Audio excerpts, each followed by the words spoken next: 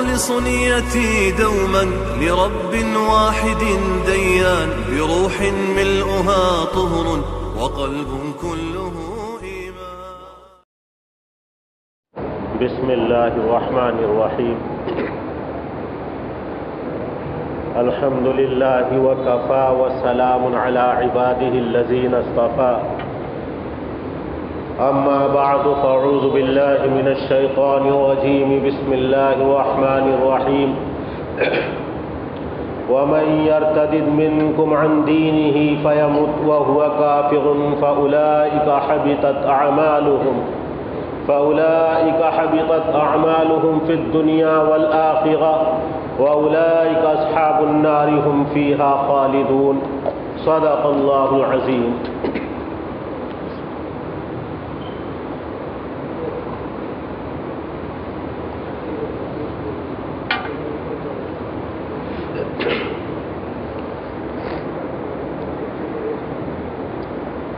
ہمارے لیے اس دنیا میں سب سے زیادہ بیش قیمت، بیش بہا اور سب سے بڑی اور عظیم دولت ایمان کی ہے. ایمان ایسی عظیم دولت ہے کہ اس کی ہمسری، اس کا مقابلہ یہ زمین و آسمان، دنیا کی تمام دولتیں اور نعمتیں کوئی بھی نہیں کر سکتی. اور اسی ایمان کی دولت پر اور عظیم نعمت پر دنیا کی تمام نعمتوں کا مدار ہے. اسی عظیم نعمت پر آخرت کی تمام نعمتوں کا مدار ہے. اگر اللہ نے اس دنیا میں ہمیں بے شمار نعمتیں عطا فرمائی ہیں تو وہ ایمان والے کی برکت سے اور ایمان کی بدولت، اور آخرت میں بھی جنت کی لازوال لافانی نعمتیں اللہ عطا فرمائے گا تو وہ بھی صرف ایمان کی بدولت عطا فرمائے گا. دنیا میں اگر کوئی ایسا شخص ہے کہ جس نے بچپن سے لے کر مرنے کے وقت تک عیش و آرام کی زندگی بسر کی، کسی دکھ کا، کسی غم کا، کسی رنج اور تکلیف کا نام و نشان نہیں دیکھا، بے پرواہ دولتیں اللہ نے اس کو عطا فرمائی، دنیا بھی عیش و آرام عطا فرمایا اور ہر طرح کی نعمت اس سے اس کو نوازا، لیکن خدا نہ کرے وہ اس دنیا سے جب رخصت ہوا تو ایمان کی دولت سے وہ محروم تھا. یہ دنیا کی تمام دولتیں اور عیش و آرام ایمان سے محروم ہونے کی وجہ سے جب آخرت میں وہ پہنچے گا تو ایسا محسوس کرے گا جنت کے عذاب کے مقابلے میں کہ دنیا میں نے کبھی کوئی نعمت، کوئی راحت اور کوئی آرام ہی نہیں دیکھا. اور اگر ایک ایسا شخص جس نے دکھ اور تکلیف میں پوری زندگی گزاری، اس نے عیش و آرام کا نام نہیں دیکھا، لیکن جب اس دنیا سے رخصت ہوا تو ایمان کی دولت لے کر گیا ہے. دنیا میں جس نے رنج، تکلیف، دکھ تمام اسی دور سے وہ گزرتا رہا، آخرت میں جب پہنچے گا اور ایمان لے کر ساتھ میں گیا، اللہ اس کی وجہ سے جو جنت عطا فرمائے گا ان نعمتوں کی وجہ سے دنیا کے تمام رنج اور دکھ کو وہ بھول جائے گا. یہ صرف ایمان کی برکت اور ایمان کی دولت کا صدقہ ہے. ایمان ہر مسلمان کے لیے عظیم دولت، بیش بہا دولت، اس سے بڑی کسی مومن کے لیے دولت ہو ہی نہیں سکتی. اعمال کا مدار بھی اسی ایمان کی دولت پر ہے. یہ اساس ہے اور بنیاد ہے. اگر ایمان ہے اور اعمال صالحہ کرتا ہے تو اس کے اوپر اعمال کا محل تعمیر ہوگا.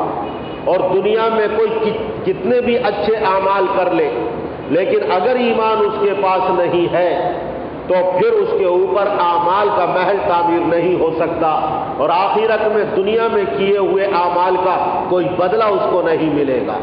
بنیاد اور اساس اور اصلی چیز اس دنیا میں ایمان ہے. ایمان ہی کی وجہ سے اعمال قبول ہوں گے. ایک کافر بھی اگر اچھے اعمال کرتا ہے آخرت میں جہنم کے ہمیشگی کے عذاب سے بچے گا نہیں. ہاں، اللہ چونکہ انصاف پرور ہے، انصاف پسند ہے، اللہ ذرہ برابر ظلم کو گوارا نہیں کرتا. اس دنیا میں ایمان کے بغیر اگر کوئی نیک عمل کرتا ہے اللہ کسی نہ کسی شکل میں اس کو نیک اعمال کا بدلہ عطا فرمائے گا، لیکن آخرت میں چونکہ ایمان سے محروم ہے اسے کوئی اس پر اجر و ثواب نہیں ملے گا۔ خدا نہ کرے کوئی ایمان سے پھر گیا، اسے کہتے ہیں مرتد ہونا۔ ارتداد عربی کا لفظ ہے جس کے معنی آتے ہیں اسلام سے پھر جانا، ایمان سے پھر جانا، اور جو شخص اسلام اور ایمان سے پھر گیا اسے کہتے ہیں عربی میں مرتد ہونا۔ اور یہ مرتد ہونا اتنا بڑا گناہ ہے کہ علماء کرام اور فقہاء اعظام نے لکھا ہے کہ فقد ظہر ان الردۃ افحش من الکفر الاصلی فی الدنیا والآخرہ۔ یہ بات بالکل ظاہر ہے کہ ایک پیدائشی کافر ہے اور کافر اور غیر مسلم گھرانے میں پلا بڑھا، اسی میں زندگی گزارتا ہے، اور ایک شخص وہ ہے کہ جو پہلے مومن تھا اور پھر ایمان سے وہ پھر گیا، مرتد ہو گیا۔ یہ مرتد ہونا اور ارتداد کفر اصلی سے دنیا اور آخرت کے نقصان کے اعتبار سے زیادہ خطرناک گناہ ہے۔ یہ بہت خطرناک اور بہت بڑا گناہ ہے۔ مرتد کس طرح ہوتا ہے؟ کوئی اللہ کی توحید کا انکار کر دے، ایمان سے اور اسلام سے نکل گیا، حضور اکرم صلی اللہ علیہ وسلم کی رسالت کا انکار کر دے، اسے کہیں گے کہ وہ مرتد ہو گیا، اسلام سے اور ایمان سے نکل گیا۔ عقائد کا انکار کر دے۔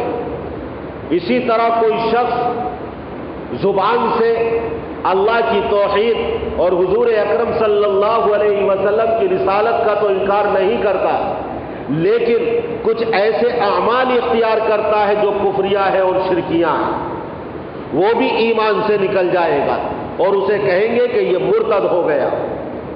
جو فرائض قرآن کریم سے ثابت ہے، قطعی الدلالت اور قطعی الثبوت ہے، یا احادیث متواترہ سے ثابت ہے، اگر ان میں سے کسی ایک عقیدے کا بھی انکار کر دے تو وہ کافر ہو جائے گا، مرتد ہو جائے گا، اسلام سے نکل جائے گا۔ توحید کا انکار کرنے والا، رسالت کا انکار کرنے والا، عقائد میں سے کسی ایسے عقیدے کا جو قرآن سے ثابت ہے یا احادیث متواترہ سے ثابت ہے اس کا انکار کر دے، کہیں گے مرتد ہو گیا۔ کسی کفریہ اور شرکیہ عمل کو اختیار کر لے، وہ اسلام اور ایمان سے نکل جائے گا اور اس کے اوپر مرتد ہونے کا حکم لگائیں گے۔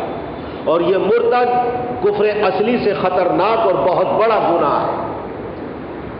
حضور اکرم صلی اللہ علیہ وسلم نے ایک حدیث میں ارشاد فرمایا، الا ان بنی آدم خلقوا علی طبقات شتیٰ، انسان مختلف طبقات پر اور مختلف قسموں پر پیدا کیے گئے۔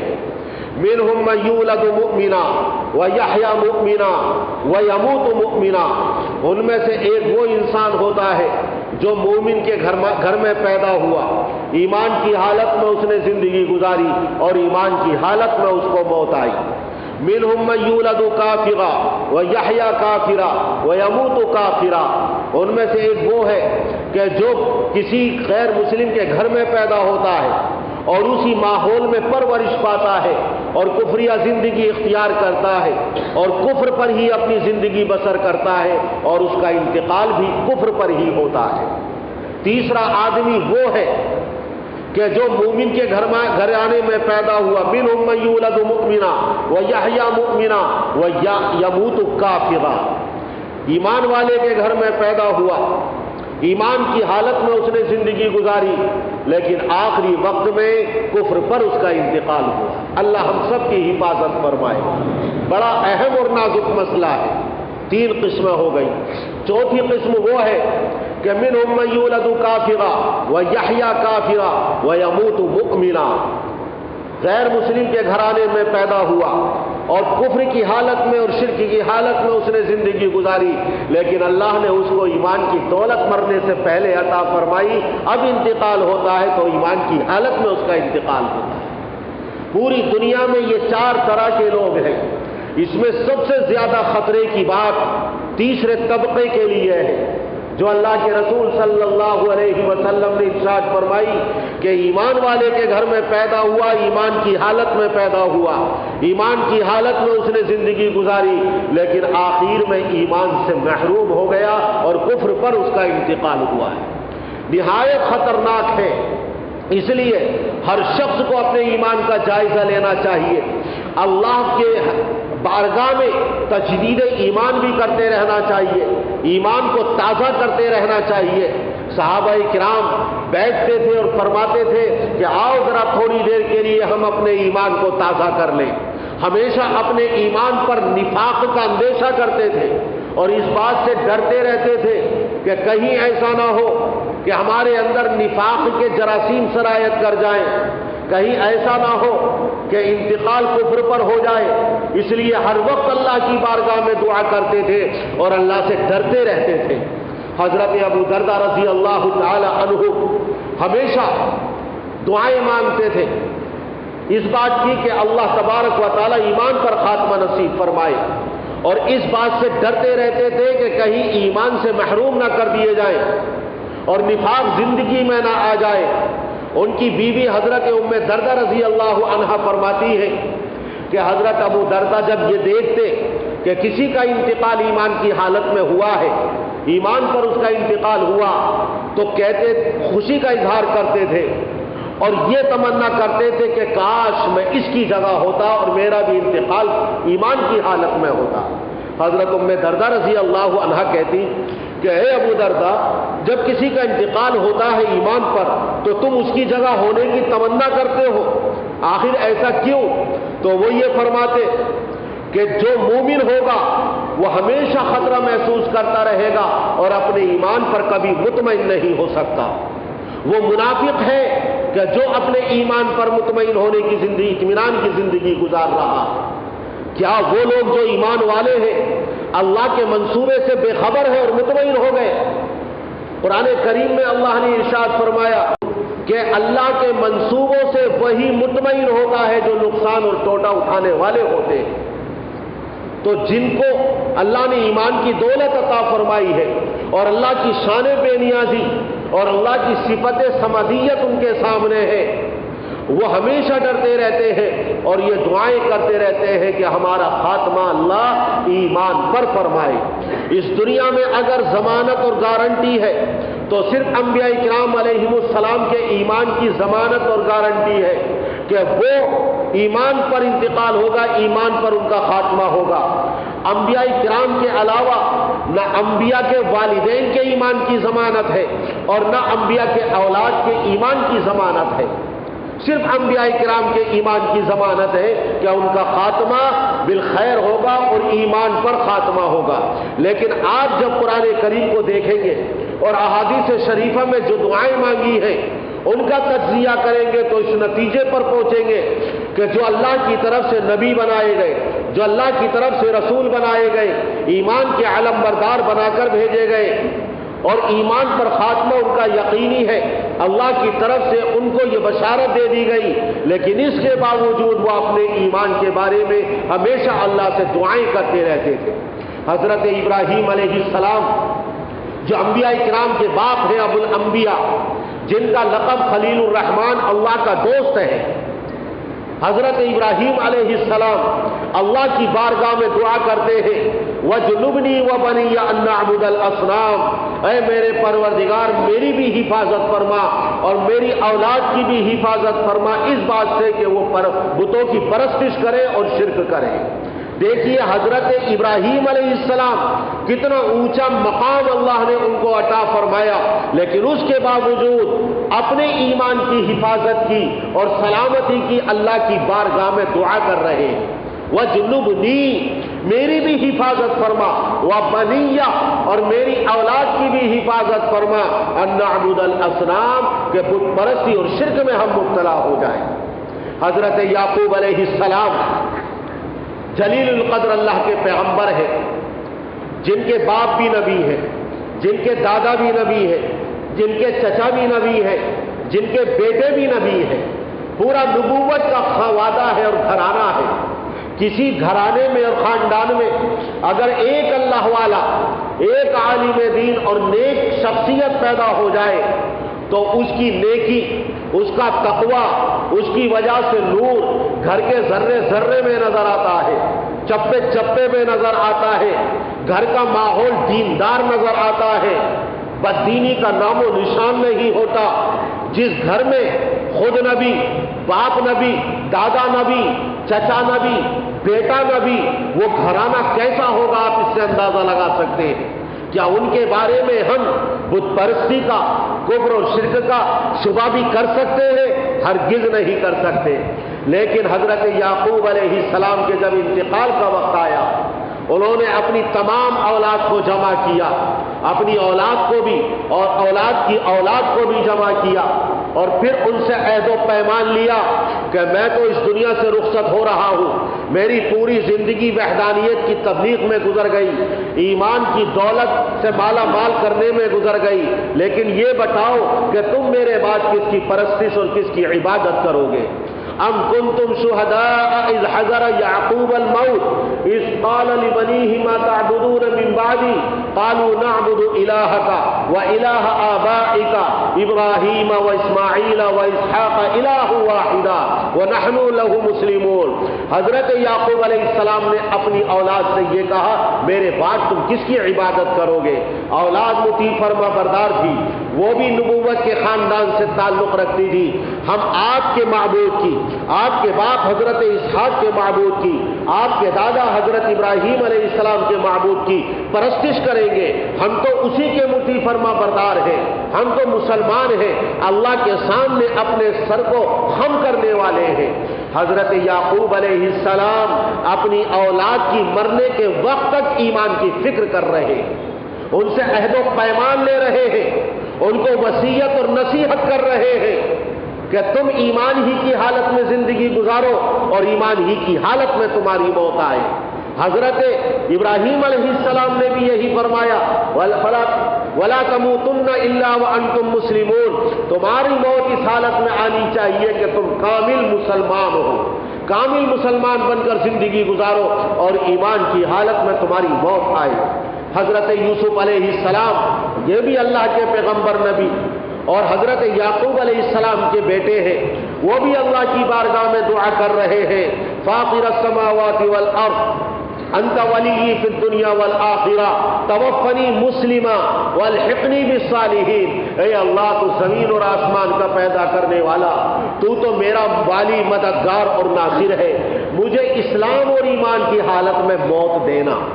اللہ کی طرف سے ضمانت اور گارنٹی ہے، لیکن اس کے باوجود ایک نبی اللہ کی بارگاہ میں اپنے ایمان کی فکر کر رہے ہیں کہ اللہ، میرا انتقال اور اگر میری موت آئے تو ایمان کی حالت میں آئے، والحقنی بالصالحین، اور آخرت میں مجھے نیک لوگوں میں شمار کرنا، ان کے ساتھ میرا حشر فرمانا۔ یہ انبیاء کرام کی ایمان کی ضمانت اور گارنٹی ہونے کے باوجود کتنے فکر مند ہیں کہ اللہ کی بارگاہ میں اپنے ایمان کی سلامتی کی اور حفاظت کی اور ایمان کی حالت میں انتقال کی اللہ کی بارگاہ میں دعائیں کر رہے ہیں۔ امام الانبیاء، سید الاولین والآخرین، حضرت محمد الرسول اللہ صلی اللہ علیہ وسلم، بے شمار آپ سے دعائیں احادیث شریفہ میں منقول ہیں، باوجود اس کے کہ آپ کا انتقال ایمان پر ہوگا اور ایمان پر ہی آپ کا انتقال ہوا، لیکن آپ دعا فرماتے ہیں، اللہم انی اعوذ بک من الکفر والفقر وعذاب القبر۔ اے اللہ، میں تیری پناہ مانگتا ہوں کفر سے، فقر و فاقے سے، قبر کے عذاب سے۔ اللہم انی اعوذ بک من الشقاق والنفاق وسوء الاخلاق۔ اے اللہ، میں اختلاف سے تیری پناہ مانگتا ہوں، نفاق سے تیری پناہ مانگتا ہوں، اے اللہ، برے اخلاق سے تیری پناہ مانگتا ہوں۔ اللہم انی اعوذ بک بوجہک الکریم وامرک العظیم ان تجیرنی من النار والکفر والفقر۔ اے اللہ، تیری عظیم الشان ذات کے صدقے میں، تیرے عظیم الشان امر اور حکم کے طفیل میں یہ تجھ سے دعائیں کرتا ہوں کہ مجھے جہنم کے عذاب سے پناہ دے دے، مجھے کفر سے محفوظ رکھ، مجھے فقر سے محفوظ رکھ۔ اللہ کے رسول صلی اللہ علیہ وسلم یہ دعائیں مانگتے ہیں کہ اے اللہ کتنی متعدد احادیث شریفہ میں اسی طرح کی دعائیں حضور اکرم صلی اللہ علیہ وسلم سے نقل کی گئی ہیں، جبکہ آپ کا خاتمہ ایمان پر یقینی ہے، تو آخر کیوں دعائیں مانگ رہے ہیں؟ اس لیے مانگ رہے ہیں امت کی تعلیم کے لیے، اللہ کی طرف سے جن کو بشارت دی گئی، جو اللہ کا محبوب ہے، جن کا ایمان پر خاتمہ یقینی ہے، جب وہ اس طرح کی دعائیں مانگے تو اس کی امت کے لیے یہ تعلیم ہے کہ ہمیں اور آپ کو اپنے ایمان کی کتنی فکر کرنی ہے اور کس قدر دعائیں مانگنی چاہیے۔ ایمان والا کبھی بھی اپنے ایمان کے بارے میں مطمئن نہیں رہ سکتا۔ حضرت حسن بصری رحمت اللہ علیہ مسجد میں قسم کھا کر یہ کہتے تھے، جو ایمان والا ہوگا وہ کبھی بھی اپنے ایمان پر مطمئن نہیں رہ سکتا، اور جو منافق ہوگا وہ اپنے ایمان پر بالکل مطمئن رہے گا، اسے اپنے ایمان کی کوئی فکر نہیں رہے گی۔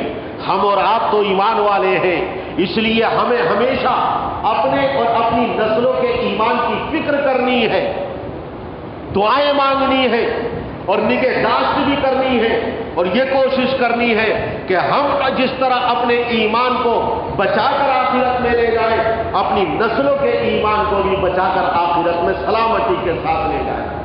حضرت حنظلہ رضی اللہ عنہ جلیل القدر صحابی ہے، ایک مرتبہ بڑے غمگین انداز میں رنجیدہ سر جھکائے جا رہے ہیں۔ حضرت ابوبکر رضی اللہ عنہ راستے میں ملے، پوچھنے لگے کیا بات ہے حنظلہ، بڑے غمگین اور رنجیدہ نظر آ رہے ہو؟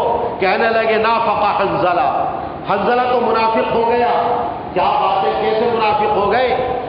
کہنے لگے جب میں حضور اکرم صلی اللہ علیہ وسلم کی مجلس میں ہوتا ہوں، آپ کی برکت سے جنت اور جہنم کو اپنے سامنے محسوس کرتا ہوں، اور جب آپ کی مجلس سے نکل کر آتا ہوں وہ کیفیت میرے اندر نہیں رہتی۔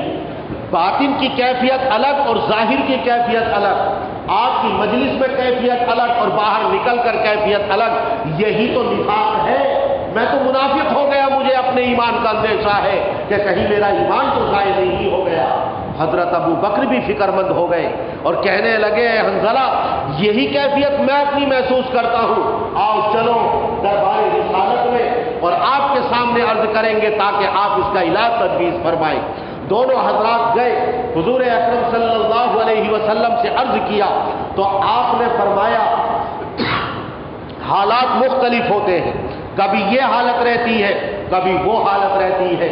جو حالت تمہاری میری مجلس میں ہوتی ہے، اگر ہر وقت وہی حالت تمہاری رہے تو سن لو تم سے تمہارے بستروں پر، تمہاری مجلسوں میں اور تمہارے راستوں پر فرشتے مصافحہ کریں۔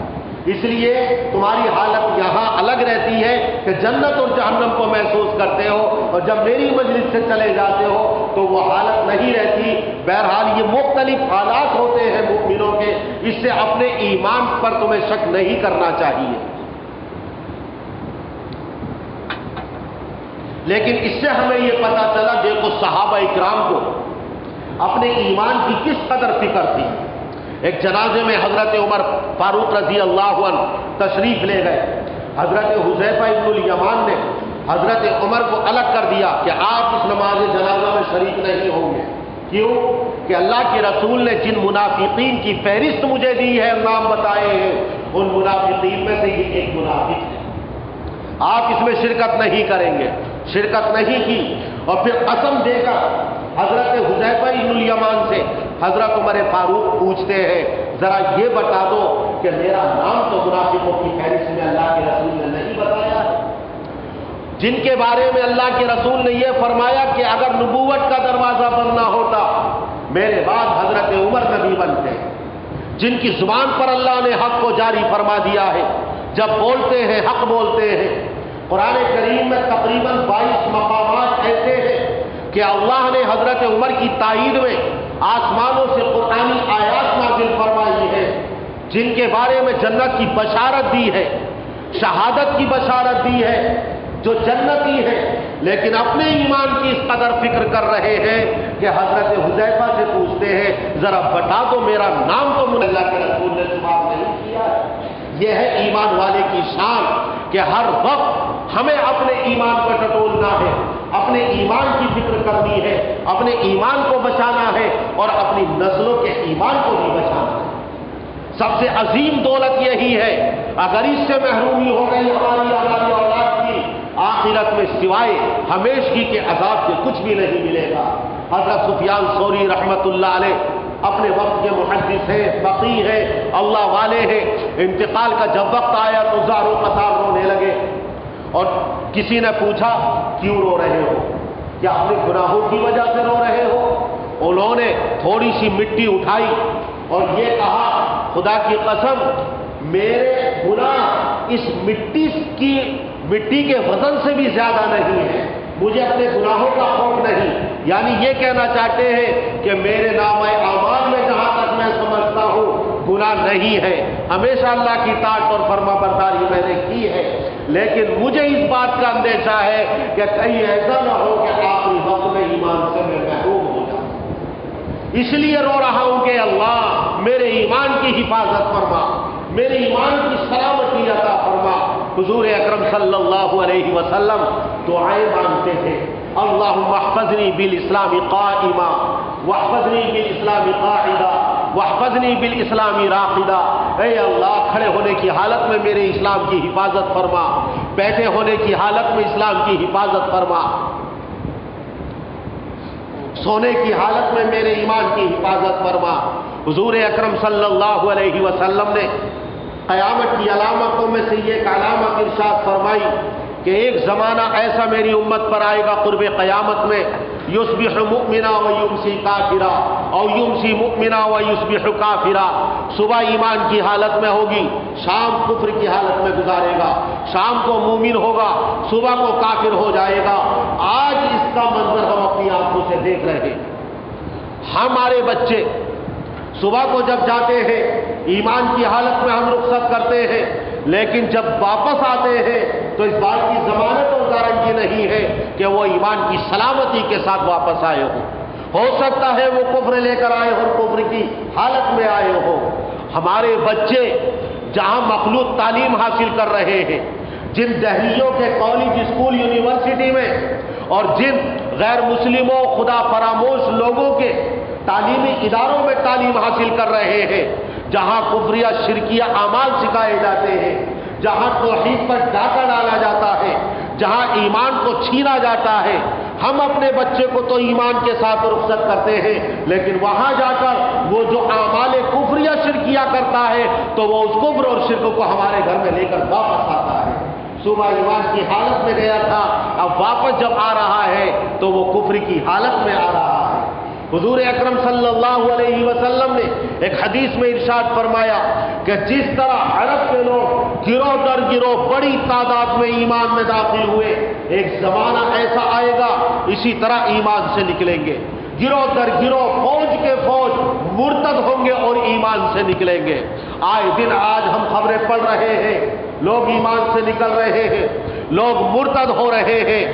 بہت سارے لوگوں کو احساس بھی نہیں ہوتا کہ ہم نے کون سا کفری عمل اختیار کر لیا، ہماری زبان سے کون سا ایمان کے خلاف قول اور بات نکل گئی جس کی وجہ سے ہم ایمان سے خارج ہو گئے. بہت سارے اسباب ہیں جن کی وجہ سے آدمی مرتد ہو جاتا ہے. ان تمام اسباب کو یاد رکھنا ہے اور مد نظر رکھنا ہے، اور ان جن سے ہمارا ایمان محفوظ رہے ایسے اسباب کو بھی ہمیں اختیار کرنا ہے. سب سے پہلا سبب جو آج مرتد بنایا جا رہا ہے، اور حضور اکرم صلی اللہ علیہ وسلم کی پیشین گوئی کے مطابق کہ لوگ کثرت کے ساتھ مرتد ہوں گے، میری امت پر ایسے حالات آئیں گے کہ ایمان پر اور دین پر ثابت قدم رہنا ایسا ہوگا جیسے انگارے کو اور شعلے کو ہاتھ میں لے لینا. اتنی پریشانیاں، مصیبتیں انہیں جھیلنی پڑیں گی، یا تو ایمان پر ثابت قدم رہے یا پھر ایمان سے وہ پھر جائیں. آج یہود و نصارہ کی سازشیں، غیر مسلموں کے منصوبے اور غیروں کی اسکیمیں تمام اس بات پر زور دے رہے ہیں کہ کسی طریقے سے امت مسلمہ کے ایمان کو چھین لیں. آج عیسائیوں کی اور یہودیوں کی بے شمار اس طرح کی تنظیمیں ہیں کہ طرح طرح کے ایمان سے محروم کرنے کے حربے اختیار کر رہی ہے اور امت مسلمہ کے ایمان پر ڈاکہ ڈال رہی ہے، اور کتنے مرتد بھی ہو جاتے ہیں، ان کو احساس بھی نہیں ہوتا، اور کتنے ایسے ہیں کہ اعلانیہ طور پر کفر اور شرک کو اختیار کر لیتے ہیں۔ ہمیں ان تمام اسکیموں سے اور غیروں کے منصوبوں سے باخبر رہنا ہے اور ان کے جھانسے میں نہیں آنا ہے، اپنی اور اپنے نسل کے ایمان کی حفاظت کرنی ہے۔ اسی طرح کبھی آدمی مرتد ہوتا ہے غربت کی وجہ سے اور فقر و فاقے کی وجہ سے، اس لیے کتنی احادیث شریفہ میں اللہ کے رسول صلی اللہ علیہ وسلم نے جس طرح کفر سے اللہ کی پناہ مانگی ہے، اسی طرح غربت سے اور فقر و فاقے سے بھی اللہ کی پناہ مانگی۔ اللہم انی اعوذ بک من الکفر والفقر وعذاب القبر، اے اللہ میں تیری پناہ مانگتا ہوں کفر سے اور فقر و فاقے سے۔ مادیت اور غربت اور فقر و فاقے کی وجہ سے آدمی کفر کا شکار ہو جاتا ہے، مرتد ہو جاتا ہے۔ ایک حدیث میں فرمایا گیا کاد الفقر ان یکون کفرا، فقر و فاقہ کبھی کبھی کفر تک پہنچا دیتا ہے۔ جن کو اللہ نے ایمانی صلابت عطا فرمائی ہے، ایمانی استحکام اور مضبوطی عطا فرمائی ہے، کیسے بھی ان کے اوپر حالات آئے وہ مادیت کی طرف، دولتوں کی طرف کبھی نظر اٹھا کر نہیں دیکھتے۔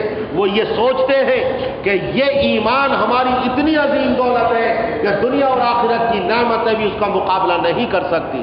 لیکن عام طور سے کتنے لوگ اس مادیت کی وجہ سے کفر کا شکار ہو جاتے ہیں، غربت اور فقر و فاقے میں مبتلا ہو کر وہ ایمان سے محروم ہو جاتے ہیں۔ اس لیے ہمیشہ اللہ سے دعا کرتے رہنا چاہیے کہ اللہ ہماری غربت سے اور فقر و فاقے سے حفاظت فرمائے۔ غیروں سے دوستی کی وجہ سے آدمی کفر اور شرک کا کو اختیار کر لیتا ہے۔ قرآن کریم میں اللہ نے ارشاد فرمایا یا ایھا الذین آمنوا لا تتخذوا اليہود والنصارى اولیاء، اے ایمان والو یہود اور نصارہ کو اپنا دوست مت بناؤ، ان سے دوستی مت کرو۔ ومن یتولہم منکم فانہ منہم، جو ان سے دوستی کرے گا وہ انہی میں سے ہو جائے گا۔ ان اللہ لا یہدی القوم الظالمین، اللہ ظالم قوم کو ہدایت نہیں دیتا ہے۔ ایک حدیث میں آپ نے ارشاد فرمایا المرء علی دین خلیلہ، دوست کے دین کو آدمی اختیار کر لیتا اسی کے مذہب پر ہوتا ہے۔ اپنے دوست کو دیکھ لو کہ تمہارا دوست کیسا ہے، دیندار ہے یا بد دین ہے، مسلم ہے یا غیر مسلم ہے، کہیں یہودی، پارسی، نصرانی، مشرک اور بت پرست تو نہیں ہے، کہیں ایسا نہ ہو کہ تمہیں احساس بھی نہ ہو اور اپنے کفر اور شرک کے جراثیم تمہارے اندر منتقل کرتا رہے اور تم سے تمہارے ایمان کو چھین لے۔ المرء علی دین خلیلہ، دوست اپنے دوست کے مذہب پر اور دین پر ہوتا ہے۔ فارسی کا ایک شعر ہے گلے خوشبو در حمام روزے رسید از دست محبوب بدستم، ایک مرتبہ غسل خانے میں میں نے خوشبودار مٹی دیکھی جو ایک دوست کے ذریعے پہنچی تھی۔ بدو گفتم کے مشکی یا عبیری کہ ازبوئے دل آویز تو مستم، میں نے اس سے یہ کہا کہ تم مشک ہے یا عنبر ہے، تیری خوشبو سے تو میرا دل مست ہوا جا رہا ہے۔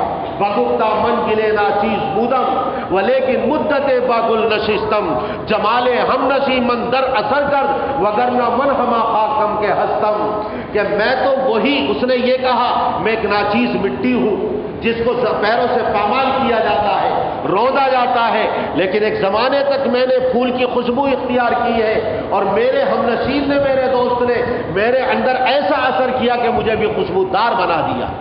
جب ایک خوشبودار پھول مٹی کو خوشبودار بنا سکتا ہے تو ایک بدبودار کفر اور شرک سے جو بدبودار ہے اگر اس کی ہم صحبت اختیار کریں گے تو ہمارے ایمان کی خوشبو کو بدبو سے تبدیل کر سکتا ہے۔ اس لیے ایسے لوگوں سے ہمیشہ بچتے رہیں اور اپنے ایمان کی حفاظت کریں۔ حضور اکرم صلی اللہ علیہ وسلم نے احادیث شریفہ میں اچھے اور برے دوست کی مثال بھی بیان فرمائی ہے۔ اچھے دوست سے ہمیشہ فائدہ پہنچے گا، برے دوست سے ہمیشہ نقصان پہنچے گا۔ ہم نے ایمان کو بچائے کیسے، حفاظت کیسے کریں؟ ہمیں اپنے ایمان کی حفاظت اس طرح کرنی ہے کہ سب سے پہلے تو ان اسباب کو چھوڑنا ہے کہ ہم غیروں کے منصوبوں سے باخبر رہیں، فقر و فاقے میں کبھی بھی مبتلا ہو کر یہ سوچے کہ ہمارا ایمان سب سے بڑی دولت ہے، دنیا کے لالچ میں آ کر ہم اپنے ایمان کو گنوائیں نہیں، اور اللہ تعالیٰ سے حفاظت کی دعائیں بھی کرتے رہے۔ غیروں سے ہم کبھی دوستی نہ کریں، دلی دوستی، ہمیشہ ان سے دور رہے۔ لٹریچر ایسا نہ پڑھیں اور نہ بچوں کو پڑھنے دیں کہ جو ہمارے ایمان پر ڈاکہ ڈالتے ہیں۔ غیر مسلموں کے مذہبی شعار میں ہم شرکت نہ کریں، مذہبی تیوہاروں میں شرکت نہ کریں، ورنہ ان کے اثرات ضرور ہماری زندگی پر مرتب ہوں گے۔ ان اسباب کو ہم چھوڑ دیں جو ہمارے ایمان سے محروم کرنے والے ہیں۔ دوسرا سبب کہ اللہ تعالیٰ سے ہم دعائیں بھی کرتے رہیں، اللہ تعالیٰ سے یہ دعائیں کرتے رہے کہ اللہ ہمارے ایمان کی حفاظت فرما، اس لیے کہ یہ دعا لا يرد القضاء الا الدعاء، تقدیر کو اگر بدلنے والی کوئی چیز ہے تو وہ صرف دعا ہے، تقدیر کا لکھنے والا بھی اللہ ہے، اور ہم اسی کی بارگاہ میں دعا کر رہے ہیں۔ ظاہر ہے جب اسی سے مانگیں گے تو وہ اگر چاہے گا تو اس تقدیر میں تبدیلی بھی لا سکتا ہے۔ یہ دعا ہمارے پاس سب سے بڑا ہتھیار ہے کہ اللہ کی بارگاہ میں ہمیشہ دعائیں کرتے رہیں اور ایمان کی سلامتی مانگتے رہیں۔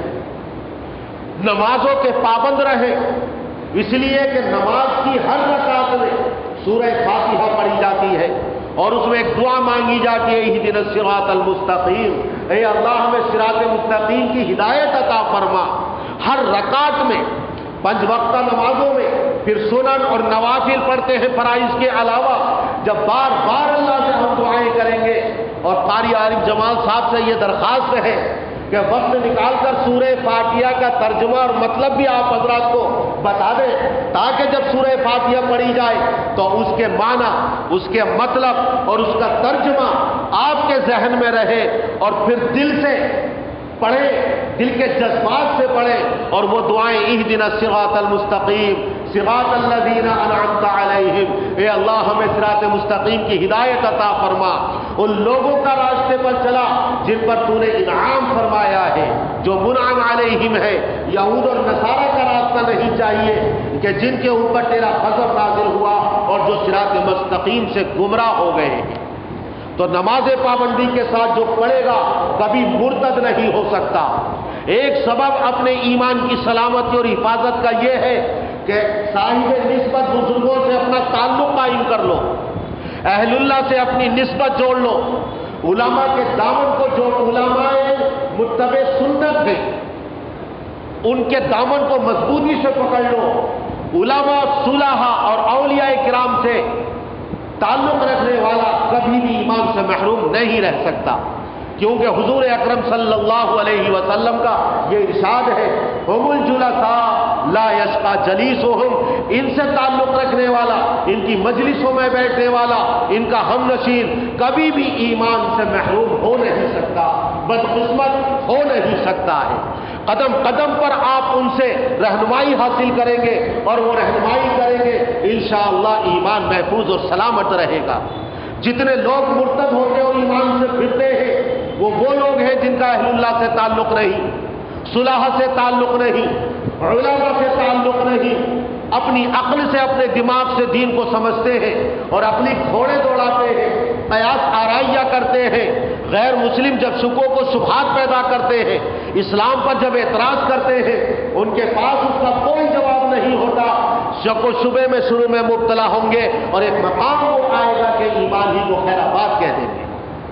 اس لیے علماء سے تعلق، حضرت تھانوی رحمت اللہ علیہ فرماتے ہیں، ایمان تو ہر مسلمان کو اپنا بچانا فرض ہے، یقیناً فرض ہے، اور ایمان کی حفاظت کا ایک مقدمہ اور ایک سبب یہ ہے کہ علماء، صلحاء، اولیاء سے تعلق قائم کر لو۔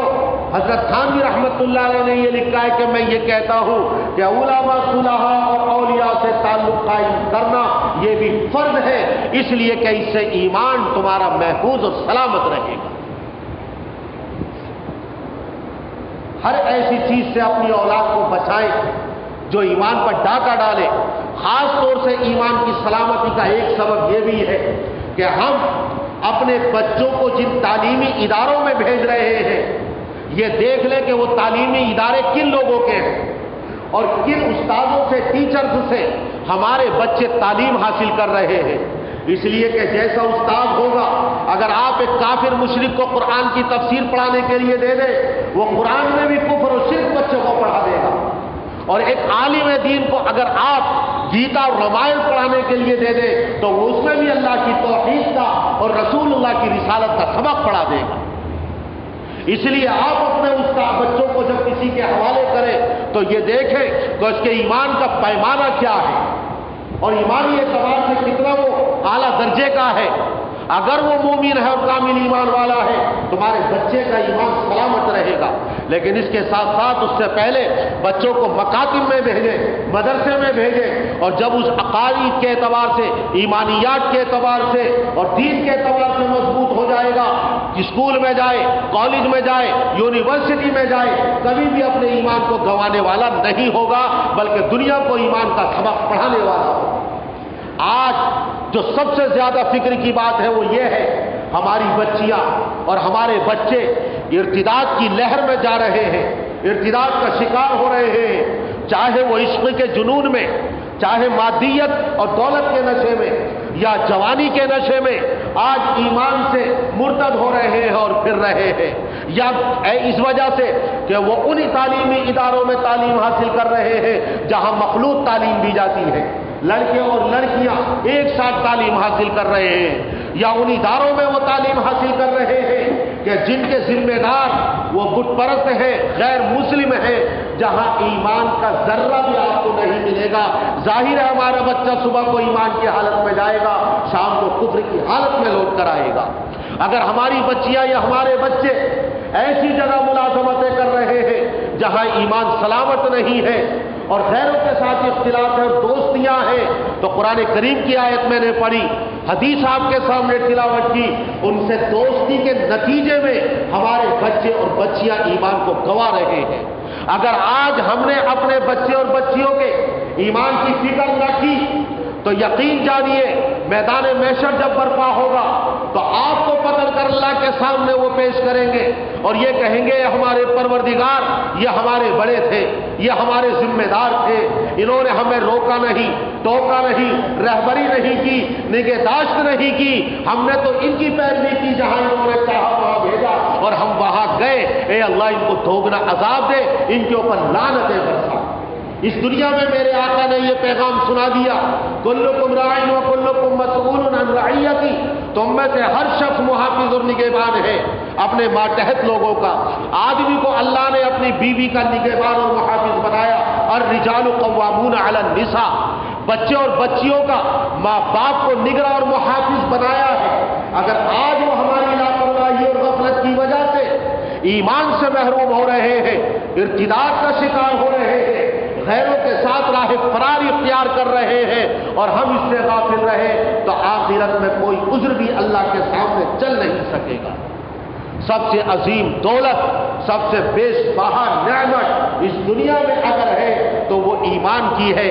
یا ایھا الذین آمنوا قوا انفسکم واہلیکم نارا، اے ایمان والو اپنے آپ کو بھی بچاؤ اور اپنے اہل و عیال کو بھی بچاؤ جہنم کی آگ سے. جس طرح ہمیں اپنے ایمان کی فکر کرنی ہے، اپنی نسلوں کے بھی ایمان کی فکر کرنی ہے. انبیاء کرام باوجود اس کے کہ ان کا ایمان بالکل محفوظ ہے پھر بھی دعائیں مانگ رہے ہیں. صحابہ کرام اللہ کی بارگاہ میں دعائیں مانگ رہے ہیں ایمان کی سلامتی کی. بزرگان دین ہمیشہ اپنے ایمان کی فکر کرتے رہتے ہیں. ہمارا اور تمہارا شمار کن لوگوں میں ہوگا؟ کیا ہم نے کبھی فکر کی ہے؟ کبھی اپنے بیوی بچوں میں بیٹھ کر اپنے ایمان کو تازہ کیا ہے؟ صحابہ کرام کہتے تھے آؤ نؤمن ساعتن، تھوڑی دیر کے لیے ہم اپنے ایمان کو تازہ کر لیں. ہم دنیا کی باتیں کریں گے، کرکٹر کی باتیں کریں گے، فلمی ایکٹرز کی باتیں کریں گے، ہیرو ہیروئنوں کی باتیں کریں گے، دنیا کے کاروبار کی باتیں کریں گے، لیکن گھر میں کبھی بیوی بچوں کو بٹھا کر ہم نے کبھی ایمان کی عظمت اور اہمیت پر تبادلہ خیال ہی نہیں کیا، مذاکرہ ہی نہیں کیا ہے. سب سے پہلے مدرسہ بچے اور بچی کے لیے ماں کی گود ہے. کبھی ہماری بہنوں نے اپنے بچے اور بچیوں کو اپنے گریبان میں اور اپنی زندگی میں جھانک کر دیکھیں کیا ایمان کا سبق پڑھایا ہے؟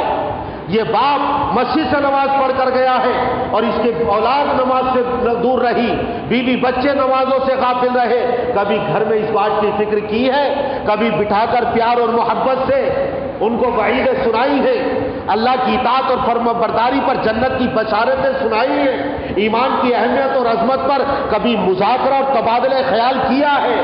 میں سمجھتا ہوں بہت کم ایسے لوگ ہوں گے جنہوں نے اس کی فکر کی ہوگی اپنے گھروں میں۔